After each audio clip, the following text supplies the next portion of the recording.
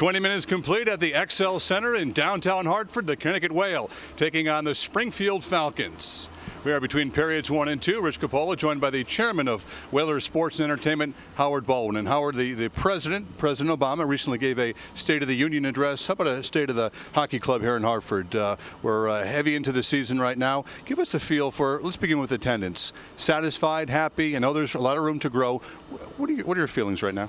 Well, on a night like tonight, which is a big night with a big crowd, of course, we're thrilled. And the progression, I'm very excited about. We're growing. We have a ways to go yet.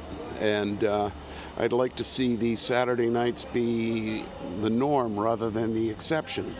But it's coming. I mean, my son and Mark and the whole crew that work up there for the Whale have done an amazing job. But it really and truly, we want to get 7,000 to 10,000 people a game. I don't care whether it's Friday, Saturday, Sunday, or midweek. And in order to do that, we got to build up the season ticket base. Well, we've talked in the past about creating a buzz and how it used to be, and certainly the restaurants and bars and the nightlife around the XL Center thrives when there are nights like this, a night like tonight where there's a lot of people in the building, whether it's beforehand and families taking their children for dinner before the game. It creates a buzz, and within that is the community and the corporation support. And a couple of the bigger corporations in Hartford have stepped up certainly within the past year. No question. The Aetna has been amazing, and they have an amateur hockey program that we think is second to none. Cigna has an inner city program that we're thrilled about. Webster Bank is sponsoring these games on television. They've been great. CBT has been great. Harvest has been great.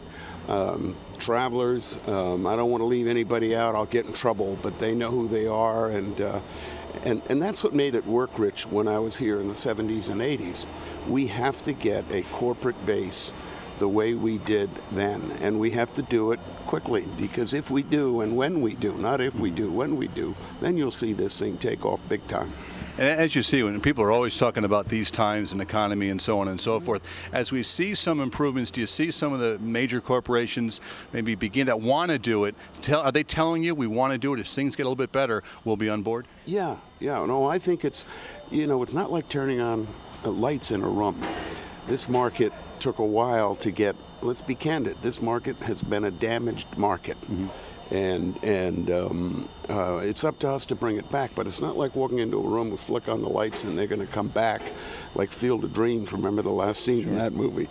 You got to work, do your ground roots marketing, which is exactly what we're doing, your community relations.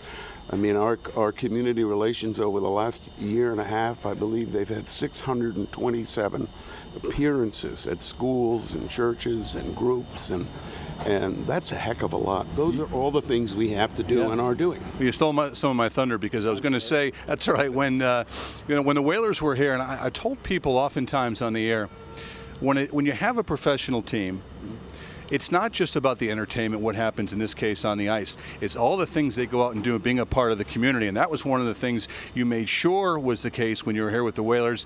And when you came back, you wanted to make sure it was happening again. So I'm told you have players that will actually go in and say, hey, I want to go somewhere today. Players that actually volunteer themselves. So it really is something that really the players give back, but you want to be a part of the community. No question about it. And we're very, very fortunate to be working with the New York Rangers. They have been terrific, and the coaching staff, Kenny and Pat and Shoney and JJ, all those guys have been terrific to work with. They realize that they have to give back to a community what they take out. So it's a privilege for us to work with them, and we're trying to do a good job for them too.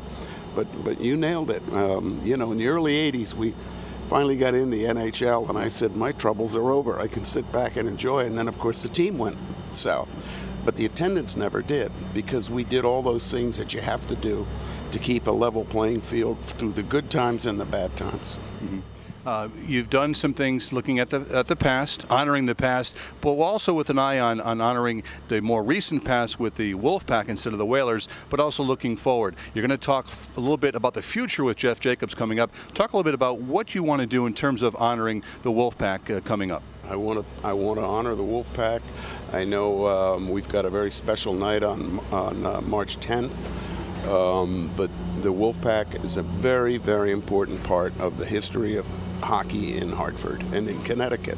So they'll be treated exactly the way the Whale and the Whalers past should be treated. They're as much a part of the culture, and we respect that. Mm-hmm. Well, Howard, we appreciate you visiting us here between periods 1 and 2. As I said before, Howard will be back between periods 2 and 3 as Jeff Jacobs takes, with Howard, a look into the future. Our immediate future takes a look at period 1 between the Whale and the Falcons coming up here. Stay with us.